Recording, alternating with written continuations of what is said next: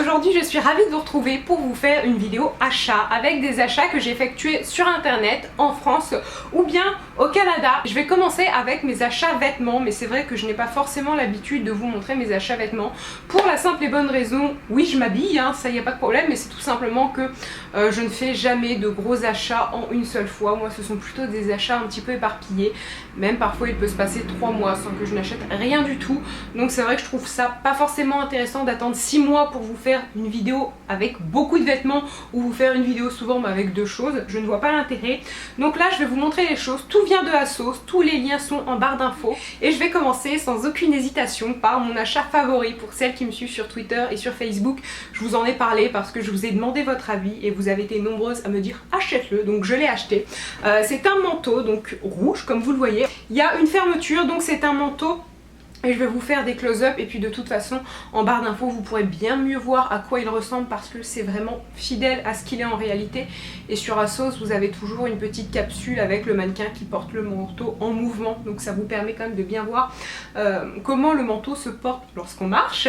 Et ce que j'aime beaucoup en fait c'est qu'il est cintré, donc la petite fermeture ici est asymétrique, ça lui donne un petit peu de style, ça change et surtout étant donné qu'il est cintré et un petit peu plus évasé au niveau des hanches et puis du bas, c'est un manteau qui arrive au niveau des genoux, et bien ça donne je trouve une jolie allure et peu importe votre morphologie ça vous met forcément en valeur.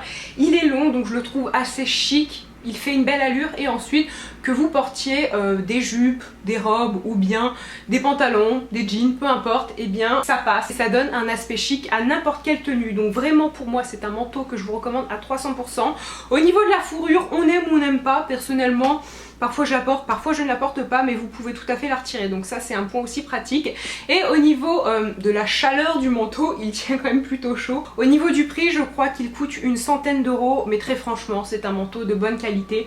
De toute façon, peu importe les boutiques, même du Zara ou du H&M, parfois ça peut atteindre ce prix là. Et ça c'est un manteau, je suis certaine que dans 5 ans je l'aurai encore. J'ai déjà acheté plein de manteaux chez ASOS et c'est des manteaux que je portais lorsque j'étais au lycée. Aujourd'hui j'ai fini mes études et c'est des manteaux que j'ai toujours, donc voilà, c'est des manteaux qui me durent parfois 5-6 ans sans aucun problème. Donc très franchement, n'hésitez pas. Premièrement cette robe, donc là c'est génial, vous ne voyez plus rien.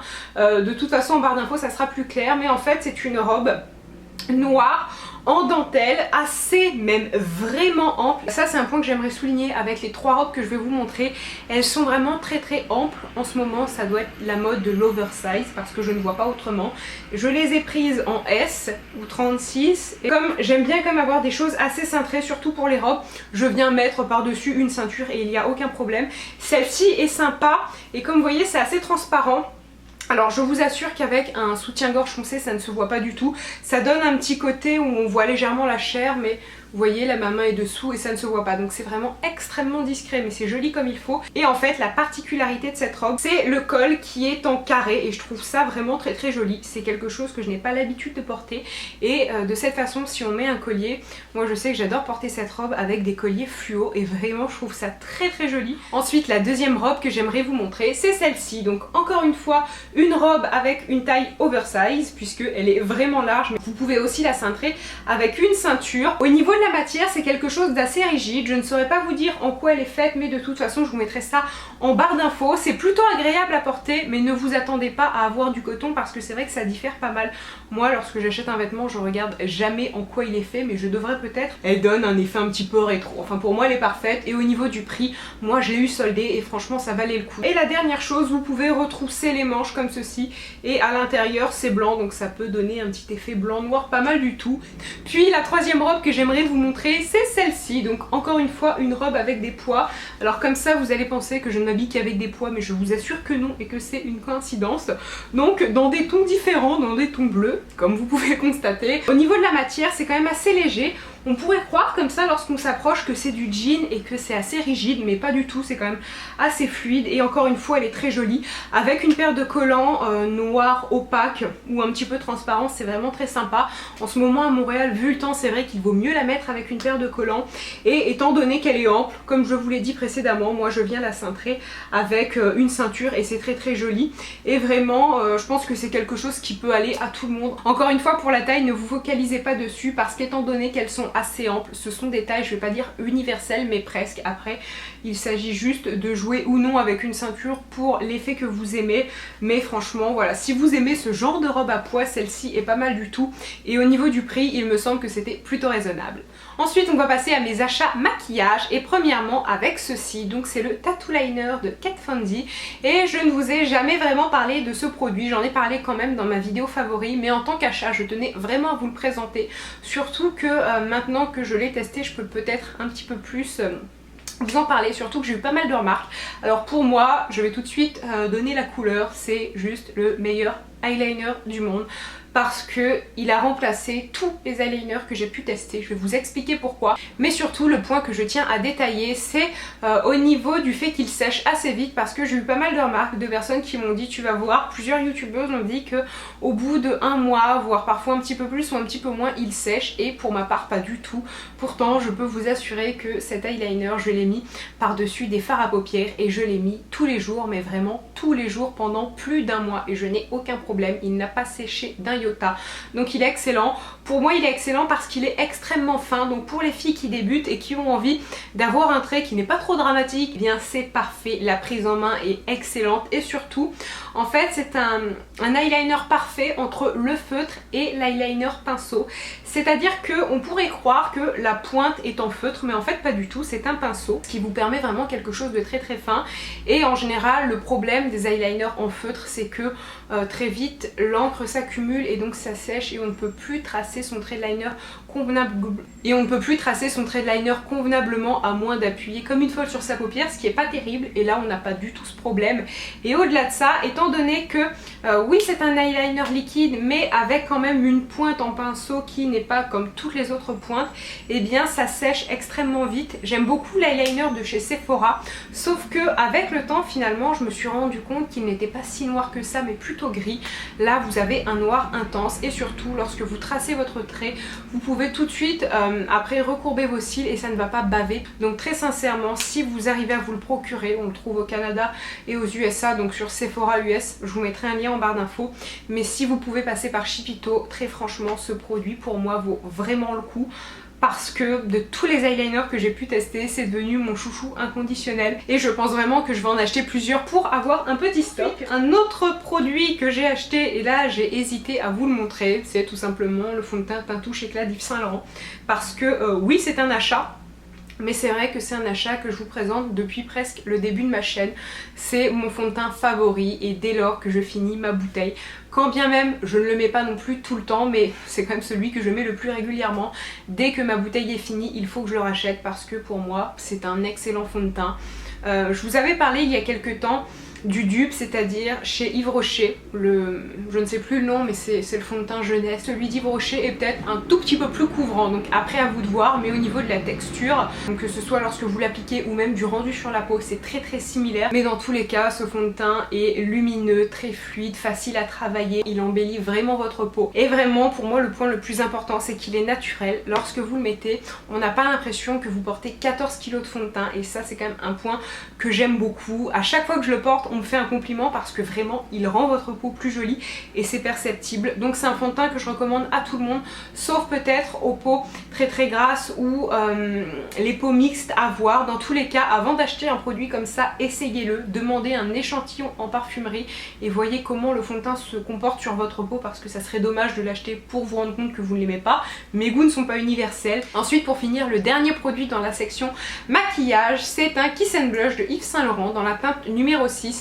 Et là je vais peut-être vous faire économiser votre argent, parce que pour moi ce ne sont pas des produits révolutionnaires ni très novateurs. Je les ai pas forcément appréciés, je veux pas dire qu'ils sont mauvais parce que je n'en ai qu'un, mais très sincèrement si je devais le racheter, eh bien je ne le rachèterais peut-être pas, parce que non pas que le produit est de mauvaise qualité, mais tout simplement pour le prix, je trouve qu'il aurait pu être encore meilleur. Et surtout, après c'est très personnel, mais en fait c'est un vernis à lèvres qui d'ailleurs ressemble quand même pas mal à ceux qu'ils avaient sortis il y a peut-être 2 ans. Donc si comme moi à la base vous n'aviez pas apprécié leur premier vernis à lèvres, n'achetez pas ceux-là parce que je pense que ça va être pareil. Ils sont très pigmentés, mais au début on a quelque chose de brillant qui se matifie tout au long de la journée. Pour la tenue, oui c'est bon mais sans plus. Ça s'applique aussi en tant que blush, mais c'est quelque chose que je n'aime pas faire, appliquer ce genre de produit sur mes joues parce que j'ai l'impression que ça dépasse la matière, donc je suis pas très confortable avec ça. Le produit n'est pas un échec, je le trouve pas mauvais, mais disons que personnellement je suis pas très fan et je ne consomme pas beaucoup, si on peut dire ça, ce type de produit. Je préfère les rouges à lèvres classiques ou bien pour avoir du mat, les crayons type Jumbo comme Nars Assorti. Ensuite je vais vous parler de parfums avec ces deux achats là. Donc premièrement j'ai acheté Insolence de Guerlain en France et c'est un parfum que j'apprécie beaucoup. Alors comme tous les parfums Guerlain et comme d'autres parfums de grandes marques, c'est quand même un parfum assez fort. Ce n'est pas du tout un parfum qui va être frais, subtil, qui va vous évoquer le printemps ou l'été. Là ça serait plus une odeur pour l'automne ou pour l'hiver. C'est vraiment un parfum qui me rappelle une odeur de bonbons particulière, mais je ne sais pas du tout laquelle, mais dans tous les cas je le trouve très gourmand et ça c'est plutôt rare parce que les parfums qui en général sentent assez fort comme ça, ils sont sucrés mais pas forcément gourmands. Et là je trouve qu'il y a une petite note de sucrerie qui me plaît beaucoup. Et la dernière chose que je voudrais préciser, c'est que j'ai pris la version eau de toilette pour deux raisons. Premièrement parce que c'était moins cher et parce que la version eau de parfum est un petit peu plus forte et un petit peu plus écœurante. Donc après c'est très personnel mais je vous conseille quand même de sentir les deux. Et ensuite le deuxième parfum que j'ai acheté c'est La Nuit de l'Homme d'Yves Saint Laurent que j'ai pris bien sûr pour Clément.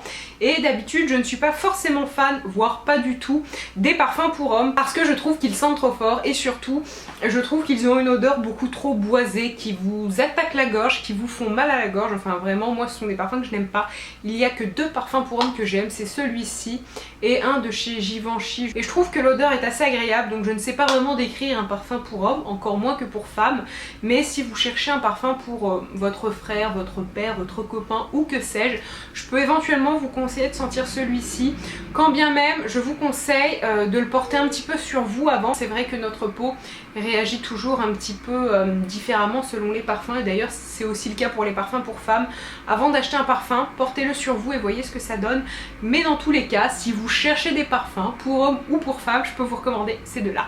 Et ensuite pour clore cette vidéo achat, je vais vous parler de coques de téléphone. Alors je les ai toutes prises sur le site eBay. En barre d'infos j'essaierai de vous mettre les noms des vendeurs ou bien les mots que j'ai tapés pour avoir ces coques. Et premièrement il y a celle-ci. Donc ce que je tiens à préciser avant toute chose, c'est que ce n'est pas une véritable coque Moschino comme la deuxième que je vais vous montrer. Bien évidemment pour 2-3 € maximum on ne s'attend pas à avoir la véritable coque. Reste que elle est très solide, donc vraiment de bonne qualité, ça je n'ai aucun souci. Et les coques en silicone c'est quand même ce que je vous recommande parce que lorsqu'on fait tomber son portable très souvent comme moi, il n'est pas rare voilà, qu'il s'abîme et avec cette coque je n'ai pas du tout le souci et elle tient très très bien. Donc vraiment je les apprécie beaucoup. Après c'est cucu à souhait, personnellement ça me dérange pas mais c'est vrai que c'est pas au goût de tout le monde, je le comprends.